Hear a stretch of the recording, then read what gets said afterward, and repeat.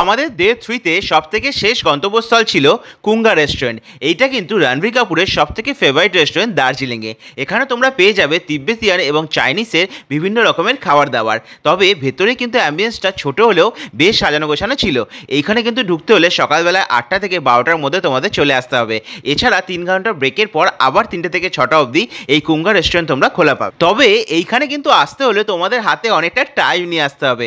আমরাও কিন্তু প্রায় আধা ঘন্টা 40 মিনিট দাঁড়িয়ে তারপর অবশেষে জায়গা পাই। তারপর আমরা ঢুকেই প্রথমে অর্ডার দিয়ে দিয়েছিলাম মাত্র 280 টাকার বিনিময়ে চিকেন থুকপা, যার টেস্ট কিন্তু ছিল এক কথায় জাস্ট অসাধারণ। আর পরিমাণ নিয়ে কোনো কথা হবে না, একটা অর্ডার দিলে কিন্তু দুজনা আরামসে খেয়ে নিতে পারবে।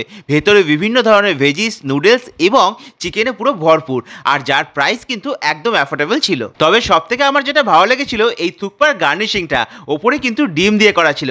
আমি সেগুলো খেতে দেখি। ভিডিওটা ভালো লাগলে অবশ্যই কিন্তু লাইক ও কমেন্ট করে যেতে ভুলো না। টাটা।